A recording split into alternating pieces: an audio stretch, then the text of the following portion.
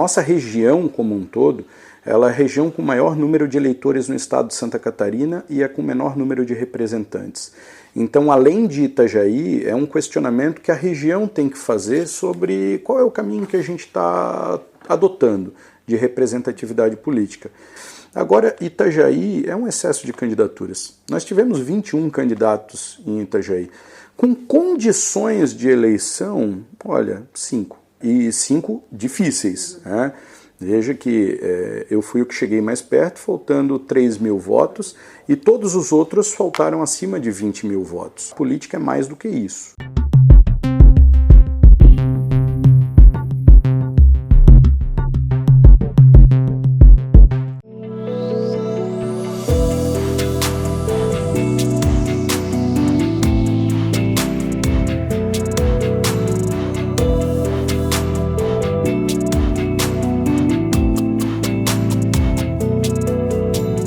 Eu me sinto, obviamente, triste por um lado, mas feliz por outro.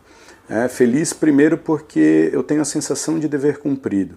A mensagem que eu queria levar à cidade, eu consegui levar, da importância de Itajaí ter um deputado estadual.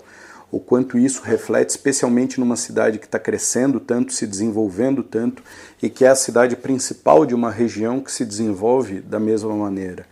Você pega, por exemplo, vamos pegar Lages como um exemplo, com um colégio eleitoral 30%, quase 40% menor do que Itajaí, e elegeu 3 deputados da cidade. Como é que Itajaí, uma cidade que é a maior economia do estado de Santa Catarina, uma das cidades mais importantes do país, acaba tendo essa baixa representatividade tão grande? E isso sem tirar de maneira nenhuma o mérito da eleição do Jorge Goetten, que eu fiquei muito feliz, que é um deputado federal nosso, mas que fez 10 mil votos em Itajaí, buscou 159 mil votos fora da cidade. Com a deputada Ana Campanholo, que tem uma ligação com a nossa cidade, mas que fez aqui 15 mil votos e teve que buscar a eleição fora da cidade. Então, eu entendo, acima de tudo, que a cidade precisa entender aonde que ela quer chegar. A representatividade política é algo fundamental. E números absolutos não significam nada na eleição. Você veja que teve deputado que foi eleito com 12 mil votos. Então, a escolha partidária e a escolha de um caminho onde existe viabilidade eleitoral faz parte do processo de inteligência política para se chegar ao resultado. Isso é algo que eu entendo que Itajaí vem pecando. Como cidade, organização de cidade. Falta aqui, na tua visão, união dos partidos, menos candidatos? Menos candidatos, somente candidatos com viabilidade, com condições de disputa. Tu tem condições de disputar? Entra no campo. Agora, não tem condições de disputa, só atrapalha o processo de eleger pessoas da cidade. Essas candidaturas não têm razão de existir, elas só fazem papel partidário. Eu entendo que a nossa sociedade organizada, através das associações, tem um papel muito importante nisso. Não é fazer uma campanha de vote em candidatos de Itajaí faltando 10 dias para a eleição. Tem que ser um processo que começa meses antes da eleição. Quem são os candidatos que têm condições de chegada? O A, o B e o C.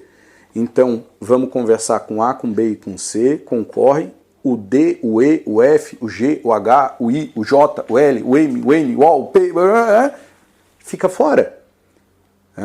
Por quê? Porque senão você vai atrapalhar a cidade.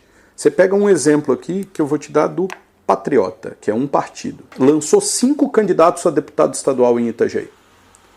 Todos eles somados não chegaram a 2 mil votos. O partido, e sequer ajudou o próprio partido, porque o partido não atingiu o coeficiente eleitoral. Do que valeram essas candidaturas para a cidade e para si? O mais votado fez 860 votos. O menos votado, 151. Somente desse partido, estou dizendo. A soma deles não chegou a 2 mil votos. O que isso daqui significa e representa para a cidade? São 2 mil votos de itajaienses que foram jogados no lixo. Não serviu para nada. E às vezes isso inviabiliza a eleição de um deputado local, que tenha verdadeiramente condições. Porque a população, a população não entende essa matemática. A população entende, e é natural que entenda assim, que todo jogador que está dentro do campo tem chance de ganhar campeonato. Então esses 2.000 votos fazem falta, sem dúvida, àqueles que têm condições de eleição. E nós tivemos alguns em Itajaí com condições de eleição, e nós tivemos outros tantos sem chance e condição alguma eleitoral, até porque os partidos não atingiram o coeficiente eleitoral por uma diferença muito grande de voto. Vou te dar um exemplo muito claro. O candidato que recebeu a melhor votação em Itajaí, o vereador Osmar. Ele fez 20.213 votos em Itajaí, 24.000 votos, 512 no total, mas faltaram exatamente 70.190 votos para se eleger. 70.190 votos para se eleger.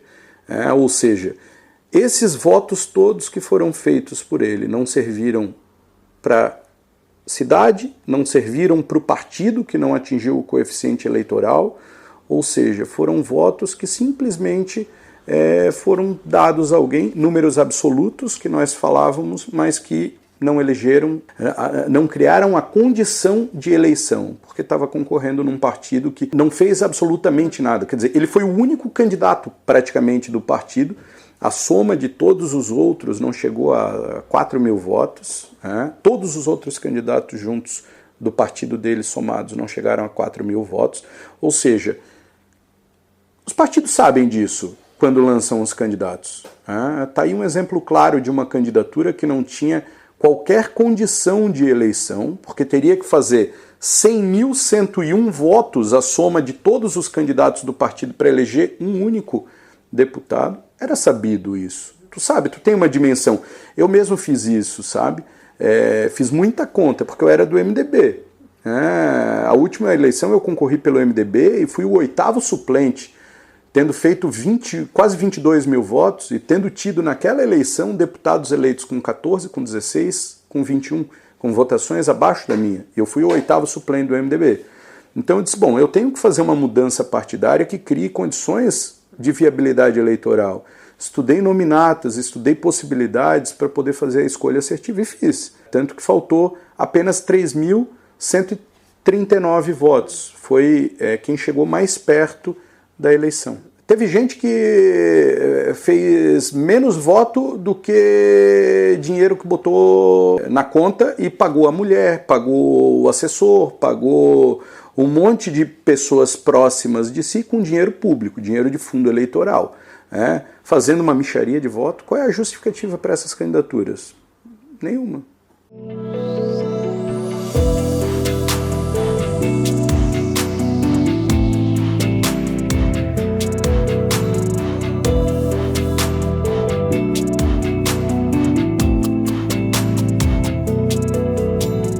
Não, muito pelo contrário, eu saio ainda mais motivado. Eu fui o que cheguei mais perto de todos. Por apenas 3.139 votos eu não fui eleito deputado. Já recebi informação que ano que vem eu devo assumir por 3 meses, e assim no ano seguinte. Ou seja, eu sou suplente de deputado, diferente de todos os outros.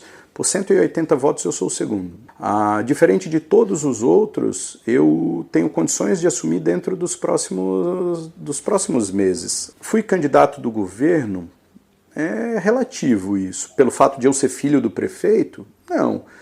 Eu carrego o nome, o sobrenome do meu pai. Meu pai, infelizmente, durante a própria campanha não pôde estar presente. Meu pai está cuidando da saúde, vinha numa fase delicada. Ou seja, será que o governo abraçou de verdade a candidatura? Não.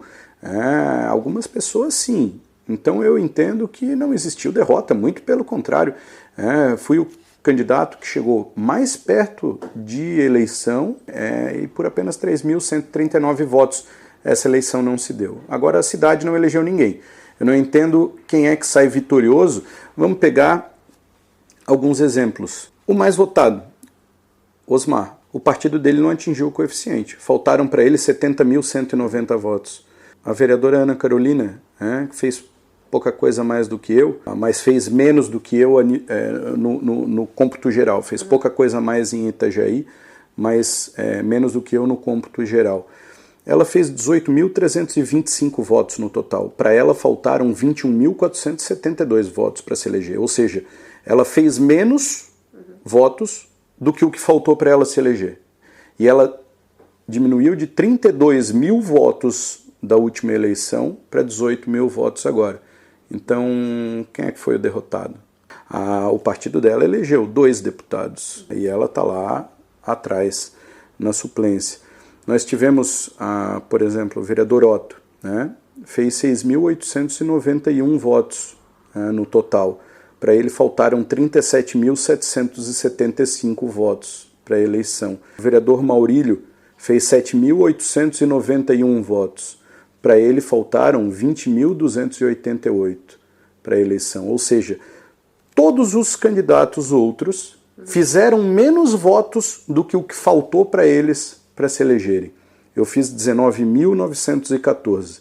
Me faltaram 3.139 votos. Então, me sinto absolutamente ainda mais motivado, exatamente porque chegou perto. Meu objetivo, muito pelo contrário, não é parar, é botar lenha na caldeira e seguir com mais força ainda agora.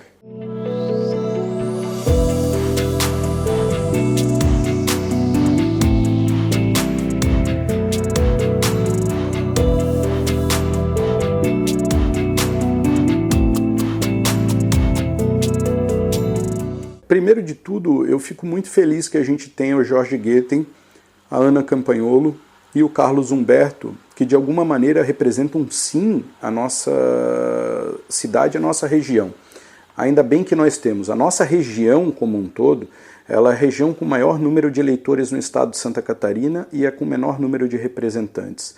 Então, além de Itajaí, é um questionamento que a região tem que fazer sobre qual é o caminho que a gente está adotando de representatividade política. Ainda bem que nós temos eles, e mais a deputada Paulinha de Bombinhas, que foi reeleita. Senão a região ficaria extremamente mal representada, ou baixamente representada. Agora, Itajaí é um excesso de candidaturas. Nós tivemos 21 candidatos em Itajaí.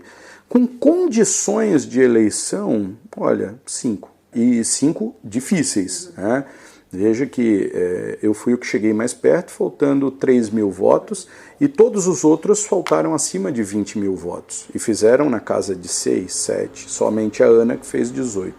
O Osmar estava num partido totalmente errado, sem condição nenhuma de eleição, embora fez uma excelente votação e que merece ser elogiada e observada. Política é mais do que isso. Então você tem que entender os partidos, entender as composições, porque não são números absolutos. Em números absolutos, por exemplo, eu fui o 53º mais votado do estado de Santa Catarina. Geral, né, do primeiro ao último. Fui o 53º. Abaixo de mim, teve votações extremamente de pessoas importantes.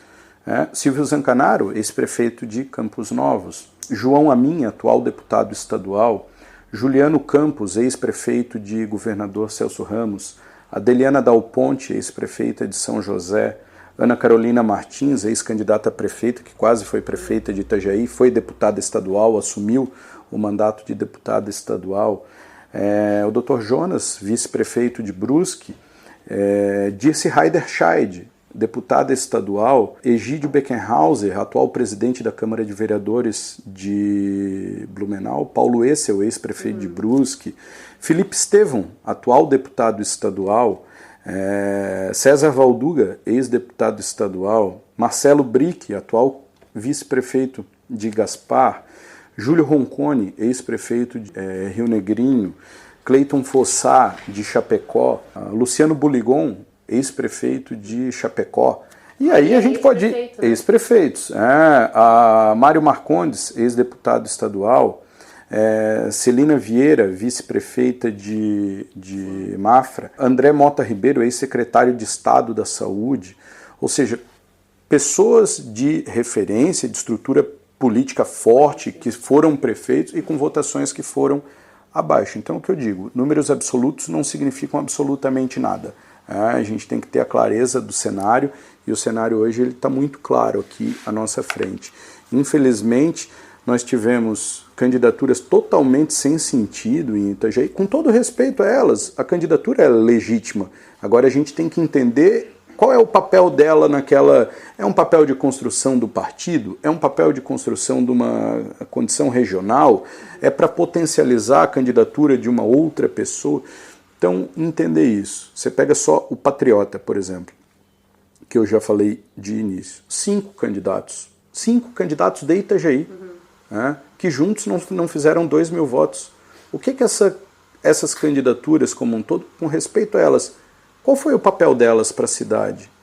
Qual foi o papel delas para o partido? Qual foi o papel delas para a política do Estado?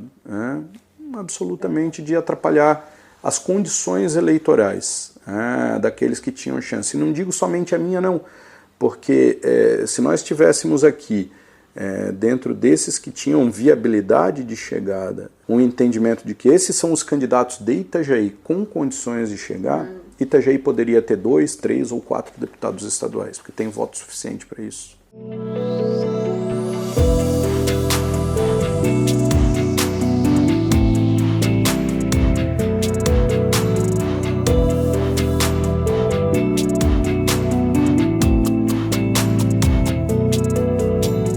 Não é nada grave, mas é um estado de estresse absoluto, fadiga mental, física. Ele passou e viveu momentos muito complicados ao longo dos últimos anos, que se impôs responsabilidades muito grandes. Te dou alguns exemplos. A própria Covid, os anos de Covid, a imposição dele como médico de cuidar das pessoas, o processo eleitoral de 2020, que foi muito complicado, composição com a Câmara de Vereadores, que até hoje não flui bem, todas as questões do porto de Itajaí, além do dia a dia da cidade.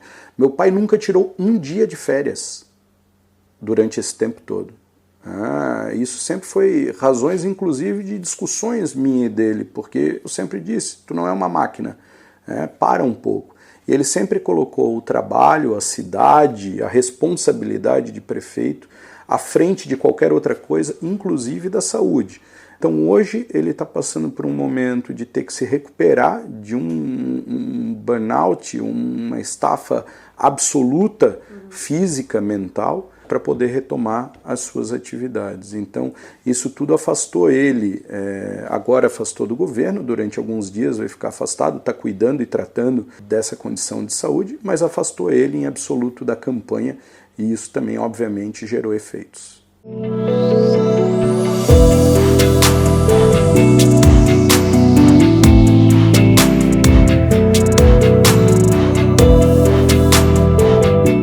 Eu devo voltar a minhas atividades como secretário de Desenvolvimento Econômico, que vinha cumprindo até abril, quando me descompatibilizei exatamente para cumprir o prazo eleitoral e poder ser candidato.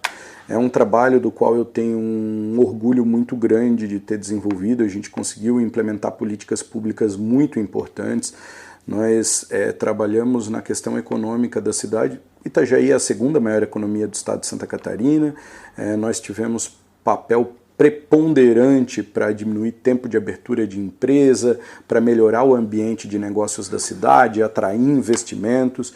Tudo isso é algo que eu tenho um orgulho muito grande de ter capitaneado com uma equipe maravilhosa ao meu lado, e dentro dos próximos dias eu devo retomar as atividades na Secretaria de Desenvolvimento Econômico. Faltou eu te dar uma informação que eu acho que é importante. Eu fiz voto em 189 cidades de Santa Catarina. Essa informação é importante de você ter.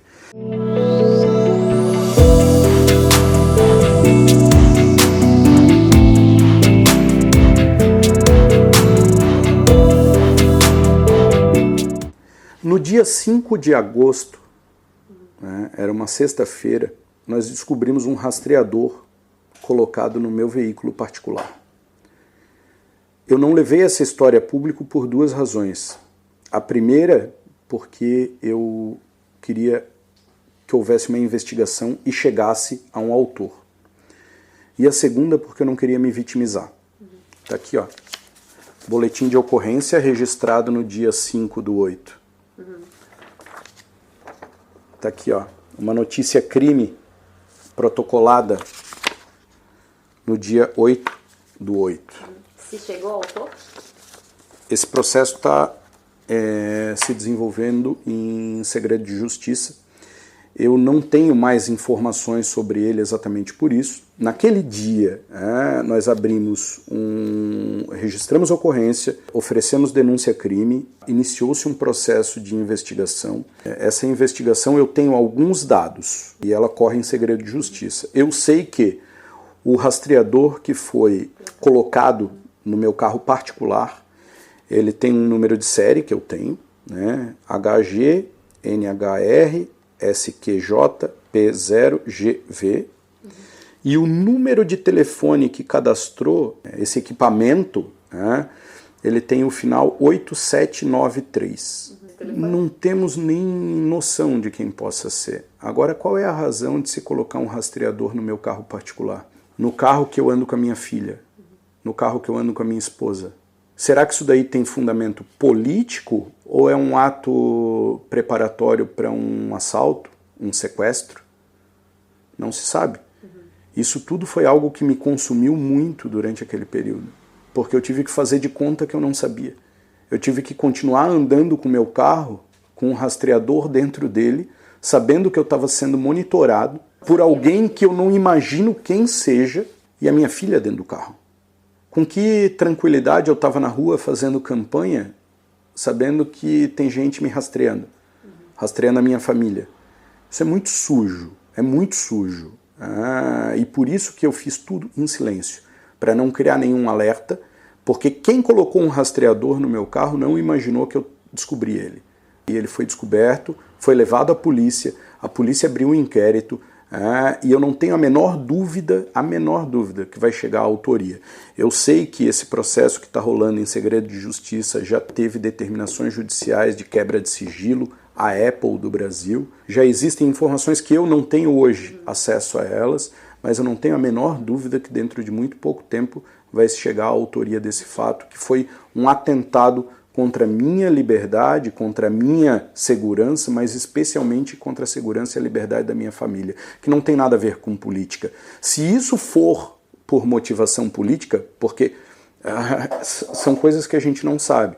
Como eu te falei, pode ser um ato preparatório para um atentado, para um sequestro, para um roubo, para qualquer coisa. Ou pode ser uma questão política também. Agora, que política é essa? Eu fiz uma campanha, Fran, levando uma mensagem positiva a todo mundo. Quem não se identificasse comigo, que escolhesse outro candidato com condições de chegada de Itajaí e votasse neles. Eu pedi voto, inclusive, para a oposição. Por que alguém está me rastreando? Por que alguém está monitorando o carro da minha filha, que a minha filha anda? Isso é nojento. E eu vou trabalhar até o final para chegar a essa autoria e punir ao rigor máximo da lei. Tu lembras de alguma discussão, algum ponto que tu divergiu com alguém politicamente que motivasse a uma medida tão drástica? Eu acho que nada justifica isso. E muito pelo contrário, Fran. Eu sempre exerci a boa política. Eu sempre fui do diálogo, eu sempre fui da composição, inclusive com a oposição. Eu recebi durante os dias finais da eleição ligações dos meus opositores locais que concorriam comigo, dizendo, olha, Thiago, poxa, parabéns pela campanha, foi uma campanha leve, foi uma campanha sem discussão, sem briga, e a gente segurou as pessoas sempre para não irem para conflito, exatamente porque a campanha era de uma mensagem positiva. Eu queria ver vários deputados de Itajaí eleitos, 2, 3, durante a minha vida pregressa à eleição, nunca teve nenhum conflito. Isso daí é maldade, é sujeira e por alguma razão que eu não imagino qual seja, alguém que pode ter sido por política, pode ter sido por um crime comum, colocou um rastreador no meu veículo particular. Não é no meu veículo de campanha, porque eu tinha um veículo durante a campanha, alugado, que eu rodava no dia a dia, no meu veículo particular. Por que alguém fez isso? Eu não consigo entender. Eu jamais faria isso com alguém, porque isso é um crime, isso atenta contra a liberdade da pessoa. Eu jamais, no pior pesadelo, pensaria em fazer isso com alguém e não entendo qual é a razão de terem feito isso comigo. Mas, da mesma maneira, eu vou seguir até o fim com polícia, com justiça, dentro do modo correto de se tratar algo dessa gravidade, até se identificar a autoria dessa pessoa que tem o número com o final 8793, que registrou esse tag e que me monitorou durante esse tempo. Eu rodei depois de descobrir, Fran, por mais 20 dias com o rastreador no meu carro. Quantos dias rastreado? Eu não consigo ter esse dado sem ter acesso à quebra de sigilo que a Apple vai trazer. Eu descobri esse rastreador, né, numa sexta-feira, dia 5/8/2022. Tive que continuar andando com ele durante 20 dias sob orientação da própria polícia. Continue como se tivesse...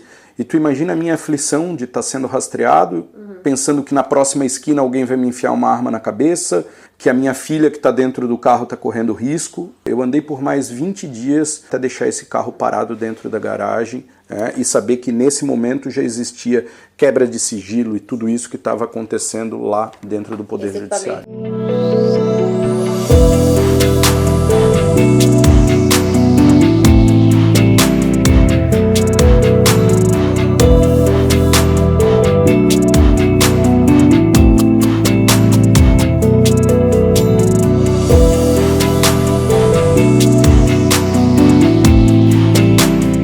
Sob minha análise, eu entendo que o senador Jorginho é a melhor alternativa, porque tem um grupo já bastante coeso, tem uma eleição praticamente garantida, já demonstrou isso em números, e há uma predominância por tudo que nós vimos da eleição dele. Eu entendo que o senador Jorginho tende a ser a melhor opção para o estado de Santa Catarina, é minha posição pessoal. E o senhor vai declarar voto à presidência da República? Eu não fiz isso no primeiro turno, Fran, porque eu tive apoio de várias pessoas com visões políticas diferentes. Eu tive apoio à minha candidatura de pessoas que se identificavam com Bolsonaro, de pessoas que se identificavam com Lula, de pessoas que se identificavam com Ciro, com a Simone, com outros candidatos. Então eu não me posicionei no primeiro turno. Agora no segundo turno, sim. No segundo turno, eu, Thiago, pessoalmente, declaro meu voto no 22. Vou votar no atual presidente da República e no Jorginho Mello.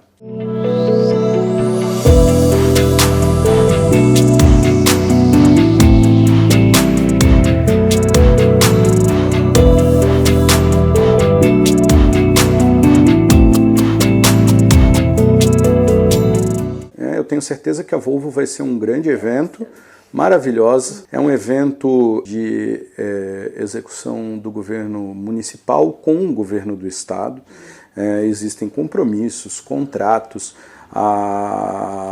tudo isso está em pleno desenvolvimento. Não existe razão nenhuma, seja o próximo governador quem for, para se retroagir. Inclusive, a deputada Júlia Zanata, que foi eleita deputada federal, foi, através da Embratur, o elo entre a composição do evento com o próprio governo federal.